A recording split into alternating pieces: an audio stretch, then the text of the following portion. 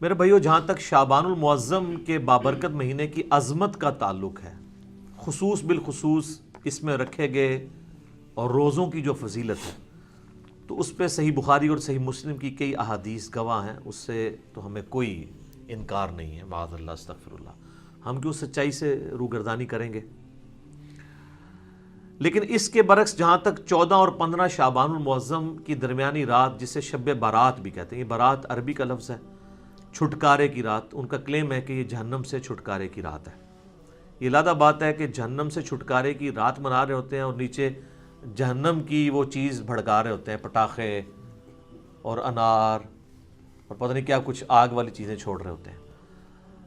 اگرچہ اس عمل کو کوئی بھی مکتبہ فکر آن نہیں کرتا، لیکن بہرحال مسلمانوں میں کسی فرقے کے زیر اثر یہ بات آئی ہے نا، اور وہ اس فرقے والوں کو پتہ ہے، یہ وہی لوگ ہیں جو اپنی مسجدوں میں لائٹنگ کرواتے ہیں اس رات کو، اور ہم بھی اسی فرقے سے، بریلوی فرقے سے تعلق رکھتے تھے۔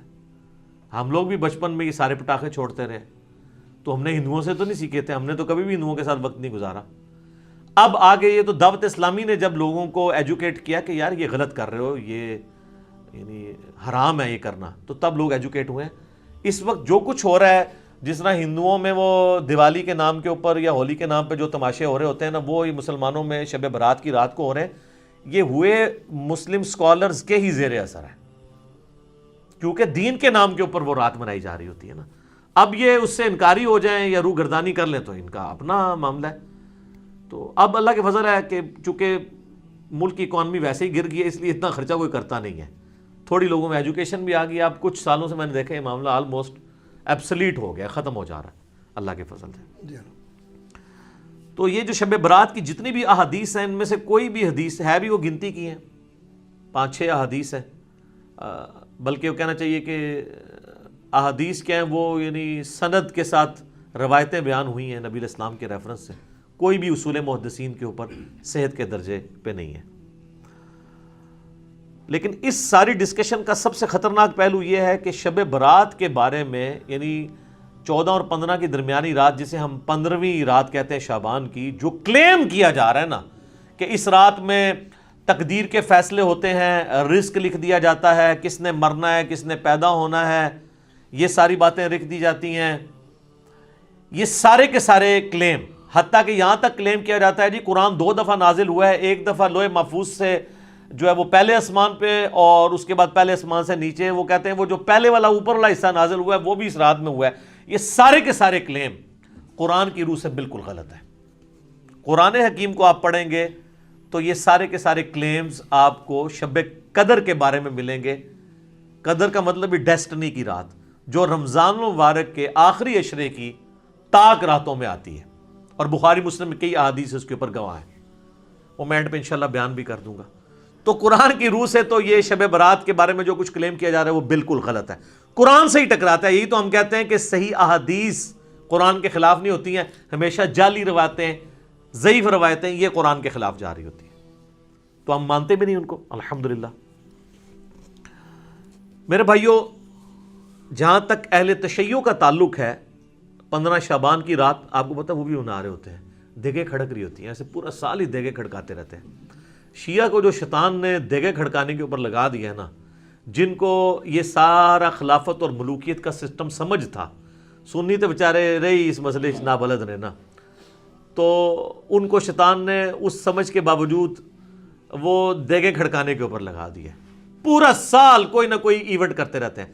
تو آپ کو 15 شعبان میں ادھر بھی دیگیں کھڑکتی نظر آئیں گی، تو آپ سمجھیں گے شاید وہ کوئی سنی شاید یہ کہہ بھی دے کہ سنی شیعہ کا اجماع ہے شب برات پہ۔ وہ شب برات نہیں مناتے، وہ اسے شعبانیہ کہتے ہیں۔ ان کے نزدیک امام محمد بن حسن عسکری علیہ السلام کی وہ رات ولادت کی رات ہے، جو امام محمد مہدی وہ کہتے ہیں نا روپوش ہو چکے ہیں، وہ کہتے ہیں وہ اس رات پیدا ہوئے تھے، تو وہ ان کا یوم ولادت منا رہے ہوتے ہیں۔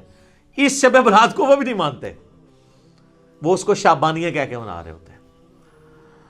تو یہ میں نے کلیریفیکیشن ضروری سمجھی اس حوالے سے، بعض اوقات ذہن میں آ جاتا ہے نا۔ شب برات سے ریلیٹڈ میں نے مسئلہ نمبر نیو 44 بڑا ڈیٹیل ریکارڈ کروا دیا تھا 2017 کے اندر، 8 سے آلموسٹ 3 سال پہلے، نیٹی گریٹی اس تک کور کی تھی۔ اب میں وہ ساری کور کروں تو کم از کم 2 گھنٹے چاہیے، میں موٹی موٹی باتیں مقدمے کے طور پہ آپ کے سامنے رکھ دوں گا تاکہ آپ کو معاملات کلیئر ہو جائیں۔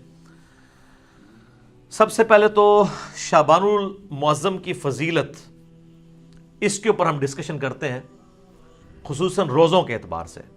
تو اس حوالے سے صحیح بخاری اور صحیح مسلم کی متفق علیہ حدیث ہے، سیدہ عائشہ سلام اللہ علیہا کہتی ہیں کہ اللہ کے محبوب صلی اللہ علیہ وآلہ وسلم رمضان کے سوا کسی اور مہینے میں کثرت سے روزے نہیں رکھتے تھے سوائے شعبان کے، یعنی رمضان کا تو پورا مہینہ ہوتا تھا، اس کے علاوہ سب سے زیادہ روزے جس مہینے میں رکھتے تھے وہ کون سا مہینہ ہوتا تھا؟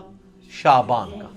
حتیٰ کہ صحیح مسلم میں ہی ایک اور حدیث ہے، یہ پہلی حدیث تو متفق علیہ تھی، متفق علیہ کا مطلب ہے دونوں میں، بخاری مسلم میں۔ مسلم شریف میں ایک حدیث ہے، اما عائشہ کہتی ہیں کہ نبی صلی اللہ علیہ وآلہ وسلم بعض اوقات شعبان کا پورا مہینہ ہی روزے رکھتے تھے، کانٹینیوس پورا مہینہ، یعنی اتنی آپ کو محبت تھی شعبان کے روزوں سے۔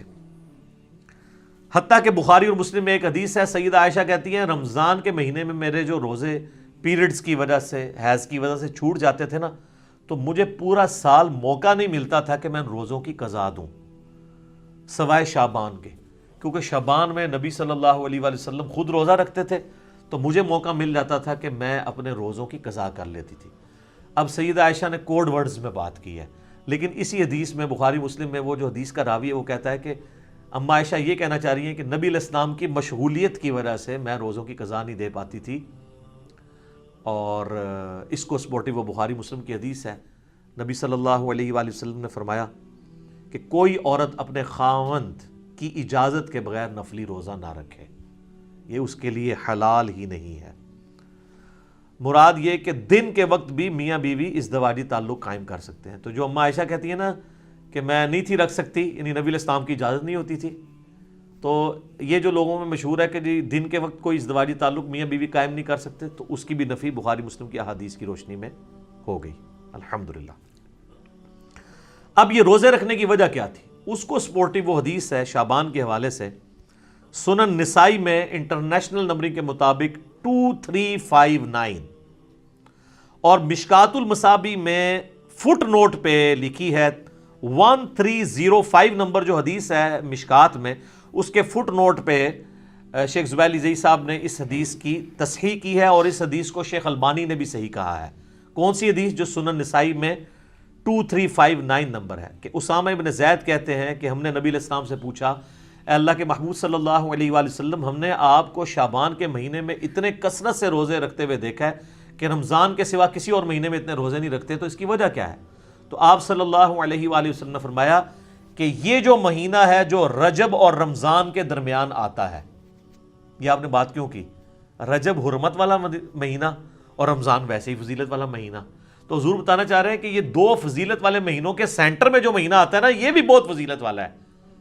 یہ جو مہینہ رجب اور رمضان کے درمیان آتا ہے، لوگوں کی اکثریت اس کی عظمت سے غافل ہے، جبکہ یہ ایسا مہینہ ہے کہ جس میں نامہ اعمال اللہ کے حضور پیش ہوتے ہیں، اور میری خواہش ہے کہ جب میرا نامہ اعمال پیش ہو رہا ہو تو میں روزے کی حالت میں ہوں۔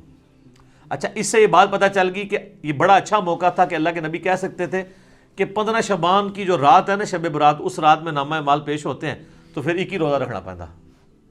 آپ پورا مہینہ رکھ رہے ہیں، کسی بھی وقت پیشی ہو سکتی ہے، یہ بھی اس بات کو سپورٹو ہے یہ والی حدیث۔ اچھا، یہ جو نامہ اعمال پیش ہوتے ہیں نا، تو صحیح مسلم میں اور جامعہ ترمذی میں حدیث ہے، نبی علیہ السلام نے فرمایا کہ ہر پیر اور ہر جمعرات کو بھی نامہ اعمال اللہ کے حضور پیش ہوتے ہیں۔ سال میں پیش ہوتے ہیں شعبان کے مہینے میں، ہفتے میں 2 دن، پیر اور جمعرات۔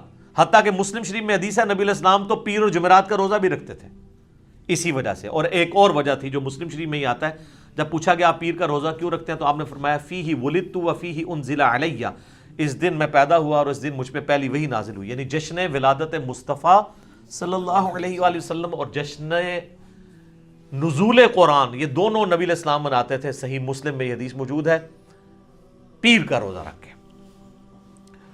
تو یہ ہفتے میں 2 دن نامہ اعمال، کون کون سے دن؟ پیر اور جمعرات۔ اچھا، روزانہ بھی نامہ اعمال پیش ہوتے ہیں سر؟ بخاری مسلم دونوں میں حدیث ہے، وہ بڑی مشہور حدیث کہ فجر کے وقت فرشتے آتے ہیں، وہ عصر کے وقت واپس چلے جاتے ہیں، اور عصر والے فجر کے وقت۔ اللہ پوچھتا ہے میرے بندوں کو کس حال میں پایا؟ تو کہتے ہیں جب گئے تھے فجر پڑھ رہے تھے تو آئے تھے تو عصر پڑھ رہے تھے. دوسرے کہتے ہیں جب گئے تھے تو عصر پڑھ رہے تھے تو آئے تھے تو فجر پڑھ رہے تھے. تو روزانہ بھی 2 دفعہ نامہ اعمال پیش ہوتے ہیں. لہٰذا ان چیزوں کو مکس نہیں کرنا چاہیے. میں ساتھ ساتھ کلیریفائی کر رہا ہوں. آپ دیکھیں آپ کتنے اہم ہیں. پوری کی پوری جو مخلوقات ہیں وہ انسان کی خدمت میں لگی ہوئی ہیں. فرشتے بھی یہی کام کر رہے ہیں کہ اللہ کو رپورٹ کر رہے ہیں کہ تیرا فلاں بندہ یہ کر رہا ہے یہ کر رہا ہے. یعنی یہ ساری کی ساری انسانیت اللہ تعالیٰ کی یعنی کریشن کا کلائمیکس ہے. لقد خلقنا الانسان فی احسن تقویم.